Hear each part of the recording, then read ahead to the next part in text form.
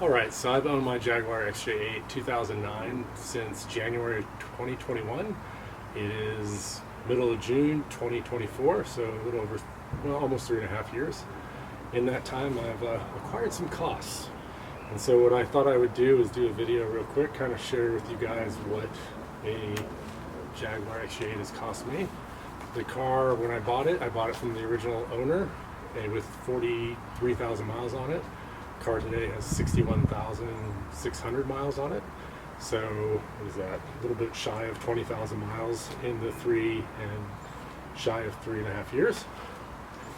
So what have I had cost-wise? I went ahead and kind of looked at a total cost tracker on it. Basically, I had about $14,000 in total repairs on the car. That sounds crazy.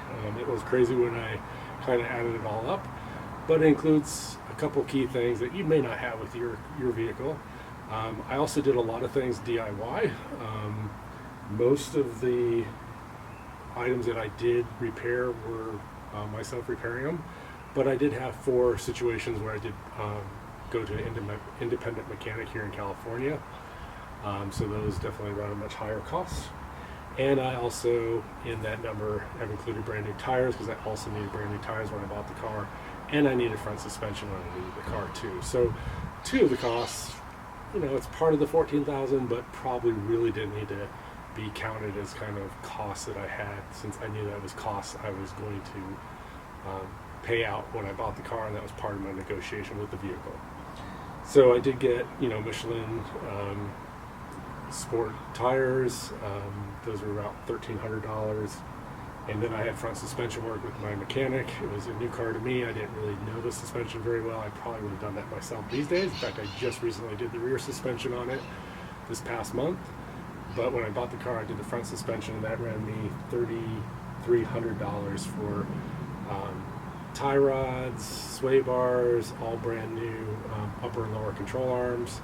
Yes, you could do bushings to replace that if you wanted to do that. But when you start dealing with the cost of the repair shop and the hourly rates and all those kind of pieces, all of it starts to add up pretty fast with the bushing replacements. But if you're doing it yourself, yeah, you probably didn't need to spend $3,300. You could probably spend somewhere around, if you did both front and rear and the sway bars and tie rods and all that stuff, you're probably still talking about $1,500 total. But it ran me $3,300 with the mechanic doing the front suspension. I did the rear suspension. I also did brand new control arms, upper and lower, and I did new sway bars and tie rods on that as well. That ran me altogether for parts, I want to say somewhere around, what is that? Oh, I have it right here.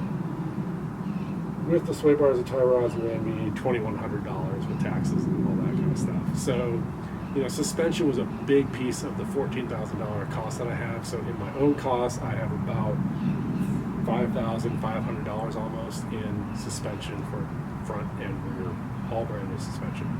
You could probably, again, do that much cheaper, probably for somewhere around $1,500 if you did it all DIY, and you also went ahead and just did bushings instead of replacing the full arm itself, which you don't necessarily need to do. But that's what I did. Other areas where I had some pretty high costs, the Valley hose thermostat housing knock sensors. When the Valley hose failed on me in November of 2023, I replaced that and had the knock sensors replaced also, and also needed to do the thermostat housing because that was starting to fail as well. So that ran me $1,900 with the mechanic.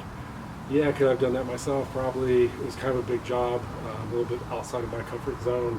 So that was what I had to kind of bring to the mechanic. 2 other ones I brought to the mechanic, I thought I was going to do myself. The alternator, which I replaced, that ran me $900 in mechanic fees. I said it's Los Angeles, guys, so it's a lot more expensive than England or somewhere else. And I brought the part myself. That ran me $400, or what was it? Not $400. Ran me around $350 for an alternator as well too. So that was about a $1,200 job for the alternator. That was kind of a pain of a job. I was trying to do it myself with the engine lift, and it was just kind of a nightmare. So I brought that to my mechanic as well. The other one I brought to my mechanic was the automatic transmission line. I did have a very slight, small leak in the auto trans line. I probably could still be driving the car with that leak still going on. It was super tiny, but it was bothering me. It was kind of leaving a little mark on my driveway all the time. Obviously, it's a problem, especially you get bigger and you don't know how much automatic transmission fluid you have in there because there's no real dipstick or anything like that. That one ran me $1,163 for the new trans lines getting installed, and I also had all the transmission components all replaced. I paid for the parts for those as well. That ran me about another $500 in I'm sorry, not 500, $410 in parts for the trans lines and for the all new components for the transmission fluid change with the new rubber gaskets and the base pan of it as well that you need to replace during that time, and plus the fluid itself. So not too bad on that. Other things I had done that I did myself, I did brake pads, rear brake pads and rotors, and I also needed to replace the calipers. That ran me about $500 in total, all DIY. I redid the serpentine belt. I had to redo a heater core. I had a leak in the lower front of the car after about a year of driving it.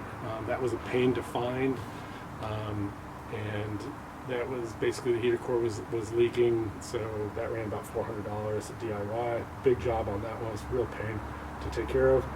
I also had some issues with the some air leak stuff, so that was kind of I did the 4 O2 sensors. I had failing oxygen sensors, so I just replaced all 4. Yes, I could have just done one, but I did all 4 for $368 myself.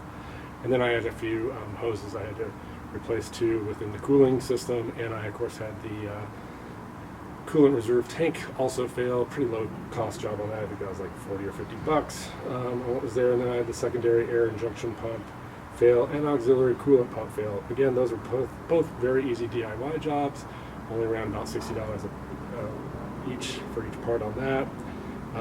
Other things, nothing else really. Those are really kind of all the big ones. Of course, I have some wheel alignments in there because I'm doing the suspensions. I've had a few oil changes, of course, over the 1,500 miles, so there's about 3 oil changes in there at 5,000 miles range each, which is when I do that. I do that myself, of course, and that was really it. I had a small hose also fail on the coolant as well too. So everything's all sorted on the car. It's running great right now. It's running perfect. But I just thought I would share what my costs have been and what it takes to kind of keep the car operational. My takeaway on this is it's a lot more than what I thought it was kind of going into it, especially with a low mileage car with only 43,000 miles on it when I bought it 3.5-ish years ago. So, listen, things get old. Most of the issues I dealt with were rubber related, and that's more about age than it is about mileage. And then I had just kind of, small seepage things that again are just kind of things that might be more around age than mileage. So, you might do great with a car that has 100,000 miles or even 200,000 miles and have less cost than what I had here. But I have a car that's in, fantastic shape. It looks great inside and out, and it's still a very low mileage car at 61,500 miles right now. So that's my experience. Thanks for listening.